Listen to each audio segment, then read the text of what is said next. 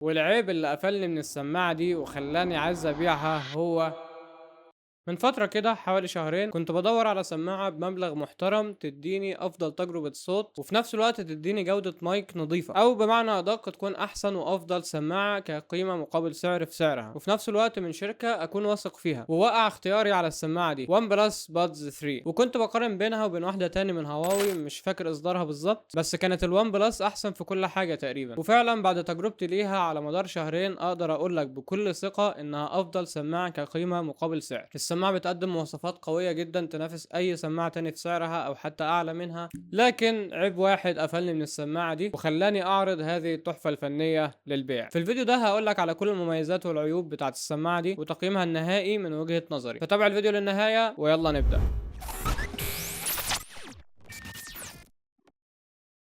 السلام عليكم ورحمة الله وبركاته، أهلا بيك في فيديو مراجعة جديد للون بلس بادز 3 يا غالي. وليه على السماعه دي 9 عيوب، بس 9 عيوب، 9 حاجات ما عجبتنيش ومش هتعجبك لو فكرت تشتري السماعه دي. قبل ما نبدا دوس لايك واشترك في القناه وفعل الجرس عشان يوصلك اشعار بكل فيديو جديد. تابعنا على كل المنصات دي، هتلاقي الروابط كلها في الوصف. ونبدا سريعا. نبدا بعلبه السماعه واللي بيجي فيها بوكس السماعه ووصله الشحن من تايب A لتايب C باللون الاحمر الجميل بتاع ون بلس. كيس فيه مقاسات مختلفه من الكاوتشات، هم كلهم 3 مقاسات باللي راكبه في العدسه. ايه اللي راكبه في العدسه دي؟ هم كلهم 3 مقاسات باللي راكبه في السماعه، وكتيب التعليمات. تصميم البوكس بتاع السماعه بيجي من النوع اللي هو نايم كده، عامل شبه الشوايه. انا ما اعرفش ايه التشبيه العجيب ده، بس هي مشبهه لي بالشوايه بجد. السماعه بتتوفر باللون الازرق اللي معايا ده وباللون الاسود، ولون البوكس مطفي ما عدا كلمه ون بلس بتلمع. وعموما كشكل البوكس شيك جدا، البوكس مش بيبصم او يتخربش بسهوله، الخامات بتاعته نظيفه وملمسه ناعم جدا، والمفصله بتاعته جامده برضه، لا بجد جامده. الباب بيترزع لما بتقفله، اسمع كده.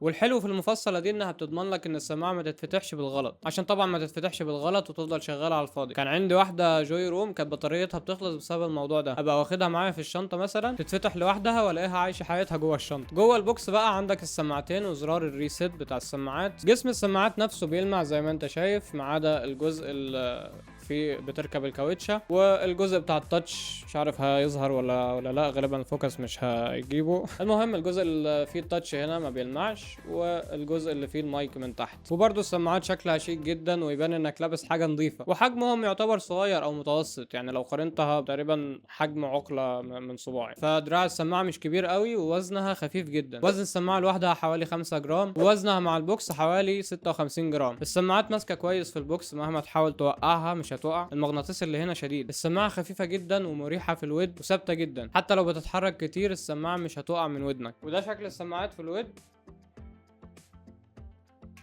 وعندك من تحت اللمبه اللي بتعرفك السماعه فيها نسبه شحن قد ايه. طيب نعدل الدنيا بعد الانتقاله الجامده الفشيخه اللي احنا عملناها دي. قاعد تبوظ الدنيا عشان خاطر انتقاله. البوكس لما يكون منور اخضر كده معناها ان البوكس مشحون على الاخر، وبتنور اصفر لما يكون البوكس مثلا فيه حوالي 70 او 50%، وبتنور احمر لما يكون فيه تحت ال 50%. ومن ورا طبعا عندك مدخل الشحن تايب سي. السماعه مقاومه لرذاذ الميه الخفيف والغبار بشهاده اي بي 55، بس خلي بالك ان المقاومه دي على السماعه نفسها مش البوكس، وبرده ما تقدرش تنزل بيها تحت الميه. لكن مثلا لو ايدك مبلوله او حاجه ومسكتها فعادي ان شاء الله مش هيحصل لها حاجه. والتصميم ياخد جيد جدا. بالنسبه لتجربه الصوت فمبدئيا السماعه بتيجي بدرايفرين، درايفر بحجم 10.4 مللي ده الخاص بالبيز واللي اسمه ووفر، والبيز اللي هو عباره عن الطبله او الدف او اي صوت خبط عموما، ودرايفر بحجم 6 مللي وده الخاص بالتريبل واللي اسمه تويتر، والمعنى الحرفي للاسم ده هو صوت العصافير، والتريبل ده اللي هو زي صوت الالات الوتريه مثلا زي الكمان والجيتار والحاجات دي، السكسكه عموما، عشان تعرف الفرق بس باختصار شديد. وميزه الدرايفرين دي مش هتلاقيها في سماعات اعلى من السماعه دي،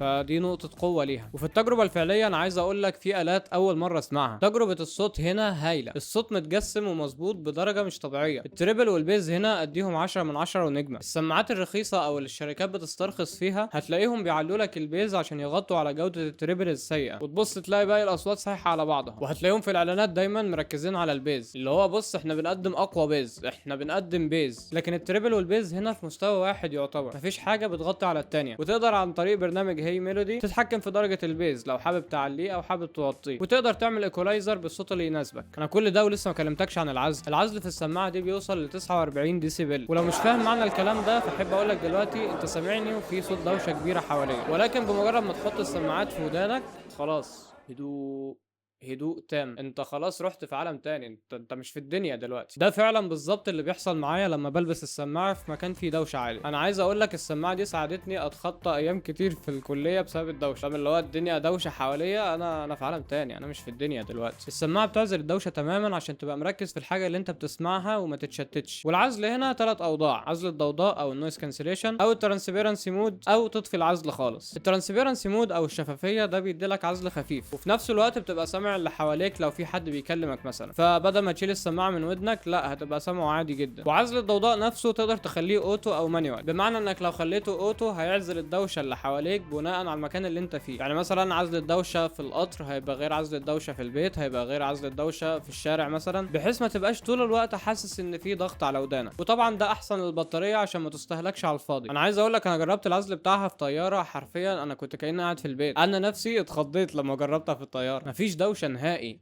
نهائي. العزل اللي في السماعه دي مرعب. بس في نقطه بالنسبه للعزل هقولها في قسم العيوب، فتابع الفيديو للنهايه. وعشان تفهم الفرق بين الترانسبيرنسي مود والوضع العادي اللي هو من غير عزل، فلما بتكون طافي العزل السماعه نفسها بتكون عازله الصوت عن طريق الكاوتشه بتاعت السماعه نفسها، لان اصلا عزل الضوضاء بيبدا من عند الكاوتش. لكن الترانسبيرنسي مود بيدخل الاصوات عن طريق المايكات اللي موجوده في جسم السماعه من ورا عشان تسمع اللي حواليك من غير ما تشيل السماعه. وبالمناسبه السماعه حتى مع العزل العالي اللي فيها مش هتحس انها ضغط على ودانك او مضايقاك، انت مش هتبقى حاسس بيها في ودنك اصلا. وبالنسبه للصوت فياخد ممتاز. السماعه بتيجي بست مايكات، 3 مايكات لكل سماعه. وطول الفتره اللي انا كنت بستعملها فيها كنت بتكلم منها كتير في اماكن مختلفه، اماكن فيها دوشه مختلفه، وكان الطرف التاني اللي بكلمه بيكون سامعني بوضوح، اللي هو مثلا مش بيقول لي ايه او عيد الكلام تاني او كده، وانا اصلا ما بعدش كلامي مرتين. اسمع صوت المايك وارجع لي. طيب السلام عليكم ورحمه الله وبركاته. حاليا انا بجرب صوت مايك سماعه ون بلس بادز 3. حاليا الأوضة هادية نوعا ما، ما فيش غير صوت المروحة بتاعة اللاب بس هو اللي ظاهر،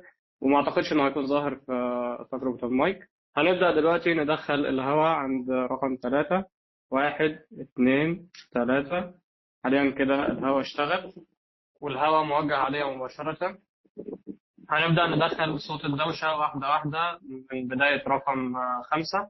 هنقول 1 2 3 4 5 6 7 8 9 10 11 12 13 14 15 16 17 18 19 20.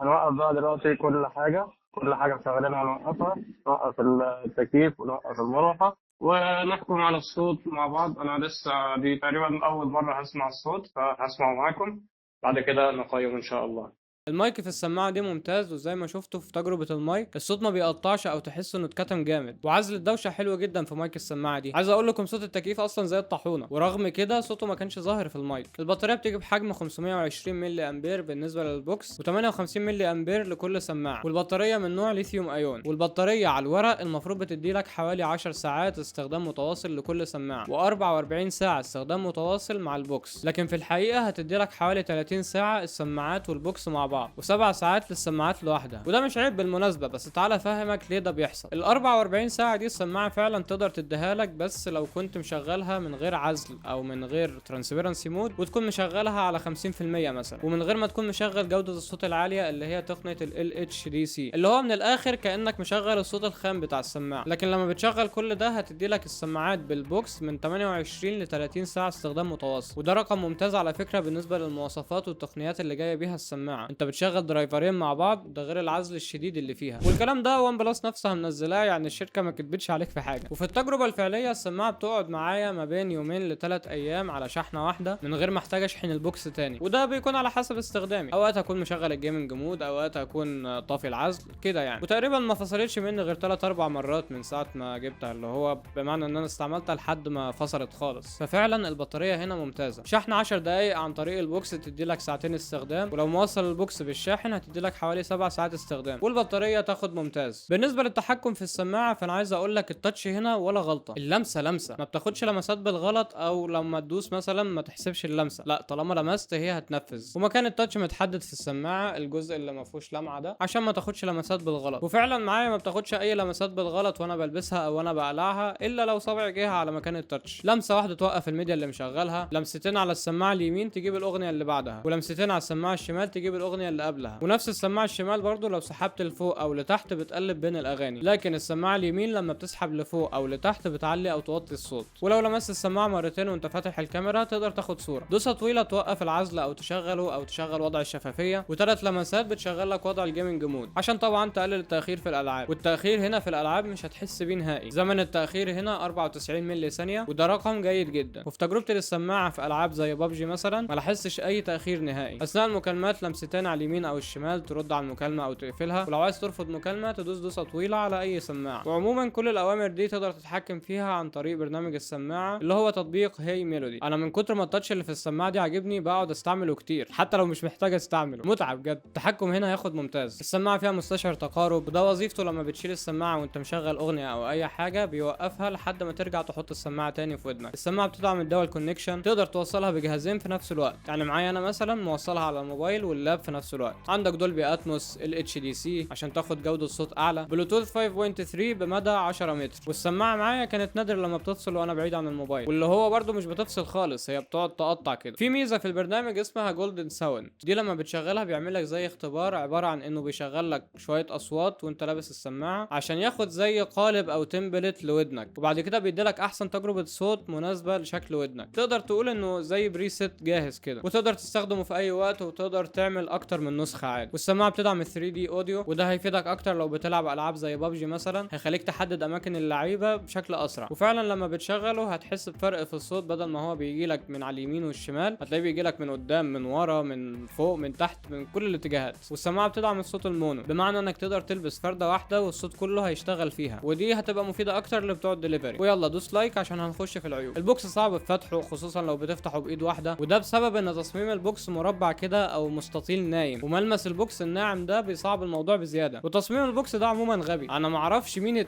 اللي اخترع التصميم ده. يعني حتى وانت بتفتح البوكس بايديك الاتنين مفيش مساحه كافيه في الجزء اللي من تحت بحيث انك تمسك البوكس بايد وتفتح بالايد التانيه، ولو قفل على ايدك بالمفصله الجامده اللي موجوده هنا دي هيزعلك. غير انه ملمسه ناعم ومزحلق شويه زي ما قلت لك، فوارد جدا وانت بتطلعها من جيبك تقع من ايدك. وغالبا صعب تلاقي جرابات للنوع ده من البوكسات. ماله البوكس الواقف؟ حد اشتكى منه؟ حمايه ضد الميه مش عاليه، اي بي 55 بس الى الان يعني مفيش سماعه في الفئه دي بتقدم مقاومه ضد الميه اعلى من كده. العزل في السماعه دي زي ما قلت لك في اوتو وفي مانيوال، بس المشكله انهم بيشتغلوا بنفس الطريقه، بمعنى ان انت سواء عامله اوتو او مانيوال السماعه بتقلل او بتعلي العزل على حسب المكان اللي انت فيه. فانت كده مديني خيار مانيوال بتضحك عليا بيه. يعني انا لو عايز اشغل العزل على اعلى حاجه انا مش هقدر، فانت كده مخلي العزل اوتو دايما. مشكله كمان في العزل في السماعه دي تحسها ما بتفهمش الهواء. ببقى لابسها مثلا وفي هواء جاي من مروحه قصادي، العزل بيقعد يعلى ويوطى لوحده، وفي الغالب مش بتعزل صوت الهواء كويس. والعيب اللي قفلني من السماعه دي وخلاني عايز ابيعها هو مستشعر التقارب. مستشعر التقارب هنا متبرمج غلط. هشرح لك الاول وظيفته عشان تفهمني. المفروض المستشعر ده هو نفسه مستشعر المكالمات، او في روايات اخرى بيتسمى بروكسيميتي سنسور، اللي بيكون موجود في الموبايلات. المستشعر ده وظيفته في السماعه دي او في اي سماعه بتشيل نفس المستشعر ده، انك لما تكون لابسها ومشغل حاجه في ودنك، فلما بتشيل مثلا ناحيه من السماعه عشان تكلم حد جنبك او كده، الاغنيه او الحاجه اللي انت مشغلها تلقائي بتفصل لحد ما ترجع تلبس السماعه مره تاني، ومعاها طبعا بيفصل العزل. تمام، كلام جميل. فين المشكله بقى يا جو؟ المشكله يا غالي ان المستشعر هنا حساسيته عاليه قوي، اقل حركه للسماعه بيفصل الميديا اللي انت مشغلها وبيفصل معاها العزل. انا مشكلتي بقى في العزل، السماعه طول ما انا لابسها كل شويه تقعد تفصل وتشغل في العزل لوحدها، فبضطر اقعد احركها عشان تتظبط، وبرده تقعد شويه وبعدين تفصل العزل تاني. وللعلم السماعه ما بتتحركش في ودني اصلا، يعني المستشعر بيعمل كده والسماعه ثابته في ودني ما بتتحركش نهائي. ودورت في كل اعدادات البرنامج والسماعه مفيش اي حاجه بتفصله، مفيش حاجه بتوقفه عن العمل. كل اللي قدرت اعمله ان اخليه ما يوقفش الحاجه اللي انا مشغلها، لكنه برده بيفصل لي العزل. وانا عايز اقول لك ان الموضوع ده مزعج جدا بالنسبه لي، وانا شخص طبيعه شغلي ان انا بكون لابس السماعه اغلب الوقت علشان المونتاج او التصوير او كده، فبكون محتاج البسها فترات طويله، فمش هقعد بقى كل شويه اقعد اظبط في السماعه، بيفصلني كده فاهم، لدرجه ان شكيت ان ودني فيها مشكله. طب ما ممكن فعلا يكون المشكله في ودنك يا جو. تمام، اتفق معك تماما، بس مش لدرجه ان السماعه تفصل وهي ثابته في ودني، مش لدرجه ان السماعه تبقى اصلا ما اتحركتش في ودني وتفصل العزل. انت عارف ده معناه ايه؟ ده معناه ان المستشعر متبرمج ان لو السماعه اتحركت ملي واحد تفصل العزل. الموبايلات نفسها مداها اكبر من كده، اللي هو عادي الموبايل ممكن يكون بعيد 1 أو 2 سنتي عن ودنك ويفضل الشاشه مقفوله عادي، فتيجي في سماعه وتعمل المستشعر بتاعها بالشكل ده، وده بيخليك تضطر تستغنى عن واحده من اهم المميزات في السماعه اصلا. طب يا جو ما تجرب مقاسات مختلفه من الكاوتشات؟ جربت الثلاثه، احسنهم كان اصغر مقاس وهو اللي بستعمله حاليا، لكني مش واخد نفس قوه العزل، وبرده نفس المشكله لسه بتحصل. يعني انا لسه برده ما حلتش المشكله. انا ما اعرفش بصراحه باقي السماعات اللي فيها نفس المستشعر ده نفس النظام كده، ولا السماعه دي بس اللي كده ولا ايه، انا مش عارف. بس لو كل السماعات بنفس النظام ده فيبقى بلاش من المستشعر ده احسن. لما بتكون موصل السماعه على جهازين في نفس الوقت، يعني مثلا انا موصلها بالموبايل وموصلها باللاب، لو مشغل حاجه على الموبايل ووقفتها وشغلت حاجه تانية على اللاب، السماعه بتاخد فتره على ما تنقل لللاب، على ما تستوعب ان انا خلاص وقفت الموبايل وشغلت اللاب. اللي هو مستعجل ليه؟ استنى نشوف حضرتك مشغل الصوت ده في انهي داهيه. مفيش شحن لاسلكي. لو بتستعمل السماعه مع موبايل غير اوبو او ون بلس، في بعض الحاجات اللي هتخسرها زي كوديك ال اتش دي سي، فبالتالي مش هتاخد اعلى جوده صوت من السماعه. ولو موبايلك ون بلس هتلاقي كل اعدادات السماعه في اعدادات البلوتوث نفسه، مش هتحتاج تحمل البرنامج. لكن مع اي موبايل تاني لازم تحمل تطبيق هي ميلودي عشان تاخد اغلب المميزات وتقدر تتحكم في السماعه. ده غير ان مش هيوصلك تحديثات للسماعه. سعر سماعه ون بلس بادز 3 في مصر صراحه ما شفتلهاش سعر ثابت، يعني هي بتلعب ما بين 4000 ل 5000 جنيه، فانا هقيمها على متوسط السعر اللي هو حوالي 4500 جنيه. واقول لك رايي في السماعه. الون بلس بادز 3 في رينج السعر ده اللي هو حوالي 4500 جنيه ملهاش منافس، حرفيا مش ببالغ، ملهاش منافس. ومش بقول لك كده عشان عايز ابيعها، انا اصلا بدات معاك الفيديو بان فيها عيب، لكن السماعه دي فعلا كتجربه صوت وجوده مايك وراحه في الاستخدام لفترات طويله وبطاريه كبيره، لا السماعه ممتازه. السماعه ممتازه وتستاهل سعرها جدا، واغلب تقنيات الصوت اللي موجوده في السماعه دي مش هتلاقيها في اي سماعه تاني في نفس سعرها او حتى اعلى منها، زي مثلا ريلمي ايربادز 6 برو. وكمان بطاريتها تعتبر الاقوى في فئاتها السعريه، بس للاسف مستشعر التقارب اللي فيها هو اللي هيبوظ عليك التجربه، والسماعه دي هتاخد 8.5 من 10. طيب بالنسبه للي حابب يشتري السماعه دي مني، تقدر تتواصل معايا عن طريق اكونت الانستجرام، هتلاقي الرابط في الوصف، او تقدر تمسح الكيو ار كود اللي ظاهر على الشاشه دلوقتي. وانا هبيع السماعه دي ب 3500 جنيه من غير مصاريف الشحن. يعني بص انا مظبطك من الاخر في السعر، بس الشحن هيبقى عليك، واستحاله تلاقيها بالسعر ده في اي مكان تاني. بس يا ريت بعد اذنك ما تبعتليش غير لو فعلا جاهز وهتشتري السماعه. ويا ريت برضو ما حدش يسالني عن اي تفاصيل تاني، لانه والله انا نقلت لك تجربتي الكامله